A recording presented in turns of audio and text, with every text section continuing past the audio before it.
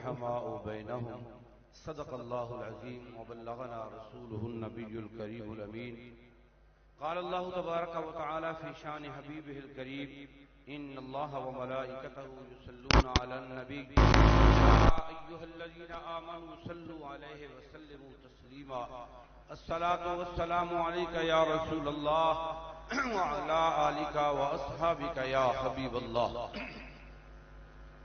آج قبلہ امیر المجاہدین رحمۃ اللہ تعالی علیہ کا چوتھا سالانہ عرس مبارک ہے. بابا جی تو منزہ عن الالقاب ہیں، جتنے بھی لقب آپ کے سامنے آتے ہیں حقیقت یہ ہے کہ وہ آپ کی شخصیت کے سامنے چھوٹے نظر آتے ہیں. یہ بابا جی کے لیے اعزاز ہے کہ پوری دنیا کے مسلمانوں نے تسلیم کیا ہے، بلکہ غیروں نے بھی تسلیم کیا ہے. یہ نبی پاک علیہ الصلوۃ والسلام کے سچے غیرت مند وفادار غلام.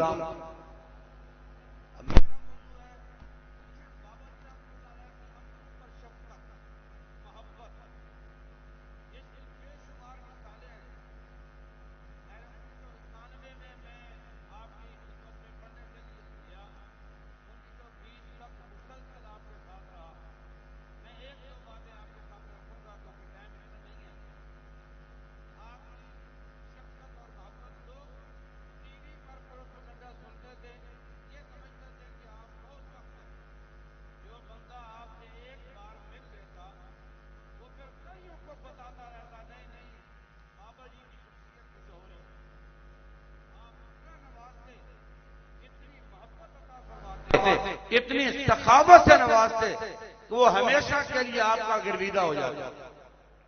ایک مرتبہ شوجہ آباد میں آپ کا پروگرام تھا، مجھے بھی ساتھ لے گئے.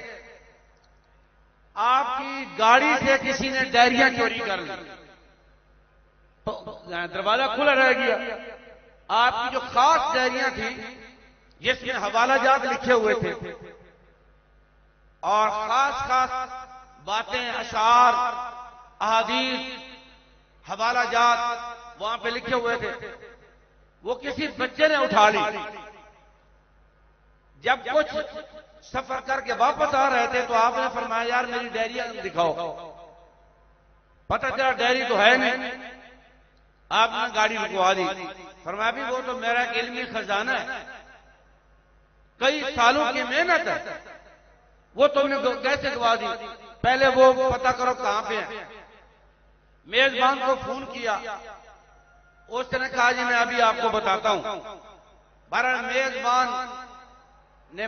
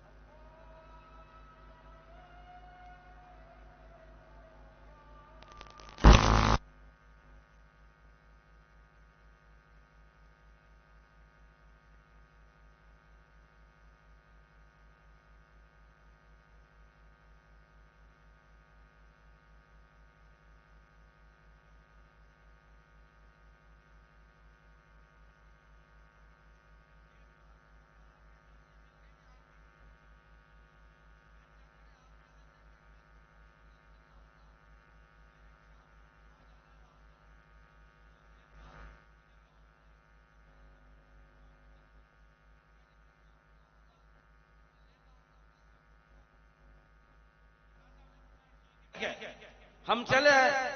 وہ شام کو آ گیا, اس نے آ کر کے مجھے ڈائریاں پکڑا دی. اب ڈائریاں بڑی قیمتی تھی, اس میں حوالہ جاتے, کئی سالوں کی محنت تھی. میں نے چپکے سے وہ جا کے فوٹو کاپی کرا لی, دونوں ڈائریوں کی فوٹو کاپی کروا لی.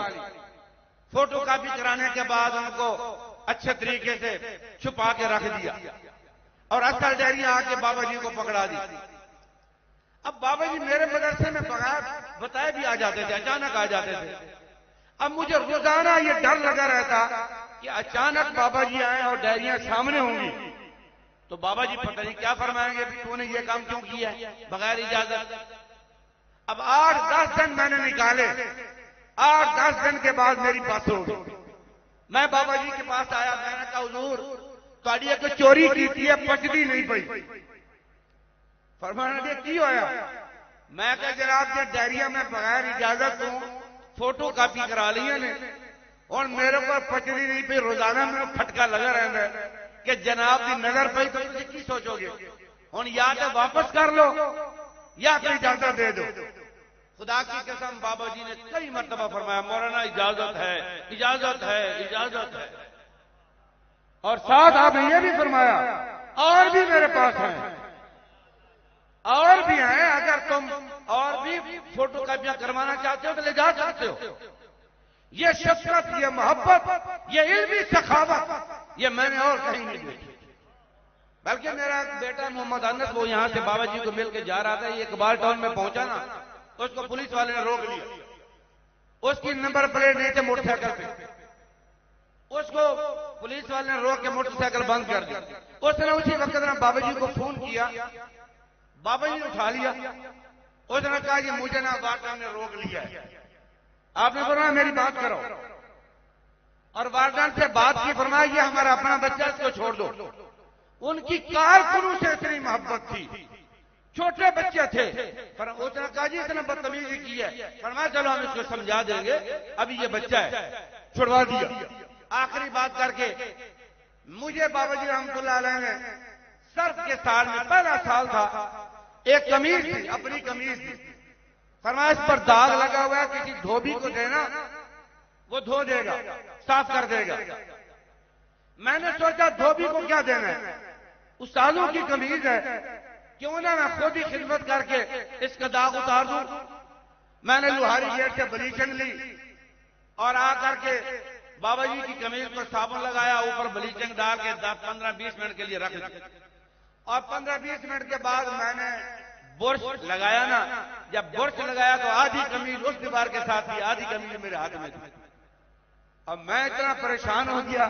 اس وقت بابا جی کا جلال بہت زیادہ تھا اور میرے پاس کرایہ بھی نہیں تھا. میں وہاں سے پیدل آیا, نظامیہ سے یتیم خانے تک پیدل آیا. عصر کے بعد مغرب کے قریب میں پہنچ گیا. نماز پڑھی, نماز پڑھنے کے بعد بابا جی کی نگاہ پڑی. فرمانے کا باس تو کیسے؟ اب میرا تو سانس رکا ہوا تھا, میں تو بڑا پریشان تھا. میں نے قریب ہو کے کہا, میں نے کہا حضور نقصان ہو گیا ہے. فرمایا کیا ہوا؟ میں نے کہا جی وہ آپ نے جو قمیض دی تھی نا اس کا میں خود ہی داغ اتارنے لگا تو وہ پھٹ گئی. فرمانے لگا جا یار وہ تو بیکار قمیض تھی, وہ تو کسی کام کی نہیں تھی, اچھا ہوا پھٹ گئی. میں پریشان تھا. فوراً فرمایا نہیں اس کی تو کوئی ایسے, اس سے تو اچھی اچھی قمیضیں لوگ لے جاتے ہیں. ادھر آ, پیسے نکالے. فرمایا جا آم لے کے آ. میں باہر ریڑھی سے آم لے کے آ. فرمایا کاٹو. کاٹے. فرمایا اب کھاؤ. کھلانے کے بعد پھر فرمایا پیسے دیا. فرمایا دودھ لے کے آؤ. میں دودھ لے کے فرمایا اس کی کچی لسی بناؤ. وہ بنائی. فرمایا پیو. وہ بھی مجھے پلائی. پھر آپ نے اپنی جیب سے, حالانکہ میں نے نہیں بتایا میرے پاس کرایہ نہیں ہے, آپ نے اپنی جیب سے پیسے نکالے. اب مجھے یاد نہیں ہے کتنے تھے, بہرحال میرے کرایے سے زیادہ تھے. آپ نے فرمایا چل یہ کرایہ پکڑ جا.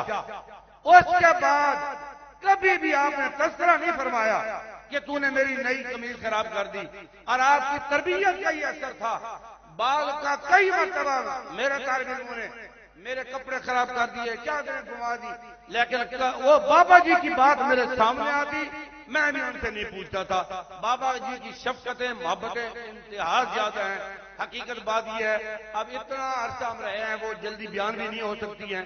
بہرحال بابا جی کو جو مل گیا، جو بابا جی کی خدمت میں آ گیا، اس کو پتا ہے بابا جی ناراض ہوتے تو ایک لمحے کے لیے، ایک لمحے کے بعد اتنی شفقت سے نوازتے، پتا چلتا ہے یہ جس سے ناراض ہو رہا تھا وہی سب سے زیادہ محبوب ہے. اللہ رب العزت ہمیں قبلہ بابا جی رحمۃ اللہ علیہ کے مشن کے ساتھ وفا کرنے کی توفیق عطا فرمائے. وما علینا.